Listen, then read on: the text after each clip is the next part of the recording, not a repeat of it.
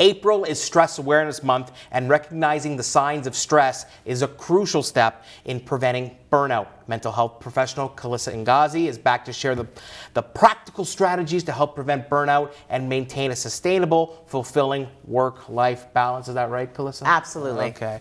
Can you describe what happens when stress is not managed effectively? Well, it can lead to burnout, and a lot of people don't know what the signs and symptoms are. So I think what's important is to be able to identify that. When you're looking at your friends and family, or even doing a self-assessment, you're going to look for things like, I don't want to hang out with my people. I want to just stay in bed. You know, I don't enjoy doing the normal activities and events that I normally do. I'm easily triggered. These are the types of things that are happening within people that manifest into stress, which again can lead to burnout. How do we recognize it?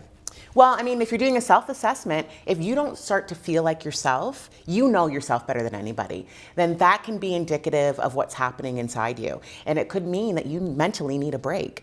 Sometimes we push ourselves to the brink, and that's where burnout happens, where, okay, I'm stressed, but it's okay to be stressed. I'm fine. Everybody's fine, right? Until we're not fine. So labeling what burnout looks like is super important for our community, for our family, our friends, and ourselves. Now, we can also see it within other people. Maybe your friends aren't hanging out with you as much as they normally do. Maybe they're starting to become more recluse. Maybe they're turning down hanging out, and there's a reason for that. And it's your job as their friend or family member to get to the bottom of it. How can we kind of boost efficiency either at home or at work while, reducing stress? Well, unfortunately, we're living in a hustle society. There is a lot of people. We're in a rush to go nowhere. 100%. And even with working, most people don't just have one job anymore. They have a side hustle. And I think we become overwhelmed, and then we don't know how to deal with it. And it's almost as if we've jumped into the deep end and we're flailing, and we don't know how to recover.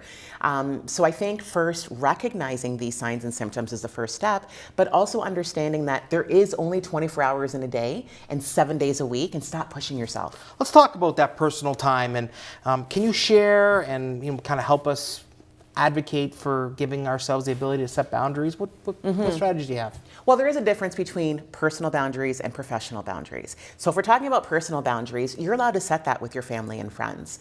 I self-label myself as an extroverted introvert. I love hosting. I love being around people. Kind of like me a little bit. Yeah, but then sometimes I'm done peopling, okay. Right? Like I need to go in my room. I need to go on my phone and scroll, right? And Hit that's the okay. road. Yeah. It's like I need to fill my bucket up, because what's that saying? You cannot pour from an empty bucket. Right? So it's okay to set those boundaries. And then professionally speaking, I think a lot of us have a hard time saying no, to the people that we work for or work with. And that, again, adds that extra layer of stress that is just not necessary. So it's important. Self-care isn't a luxury. It's a bit of a necessity, you would say. What are some small ways to start, implementing more self-care into our busy routines? Well, I think a lot of people feel that self-care is expensive, and it's not. It can be free. So maybe you're someone that likes to be out in nature. It does not cost you anything to step outside your front door and go for a walk. Go on YouTube, get a free video, do some mindfulness, do some meditation or yoga. I found out yesterday, my mother told me, oh yeah, I've been watching YouTube. I've been doing chair yoga for like a month. And that's incredible, right? You're finding ways to be in tune with yourself. If you can afford it, then maybe you're traveling. Maybe you're going out for restaurants. But self-care can also look like taking a bubble bath, going for a nap, listening to music, reading a book. Stress can be a killer. It really can. And can you kind of remind us, unfortunately, the negative side to this and what can happen if you let it go?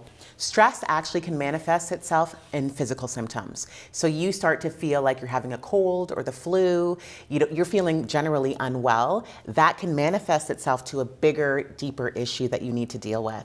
And stress, again, like we've talked about, can lead to burnout, which eventually could lead to having some sort of mental health crisis or breakdown, which we don't want.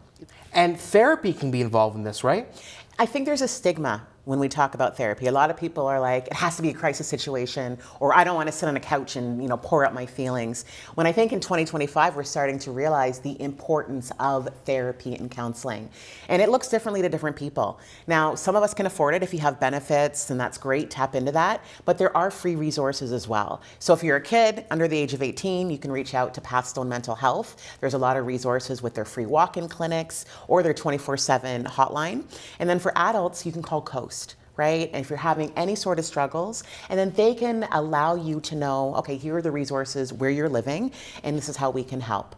Additionally, there's also One Stop Talk, which can help youth with any sort of stress. So I think that's important to note.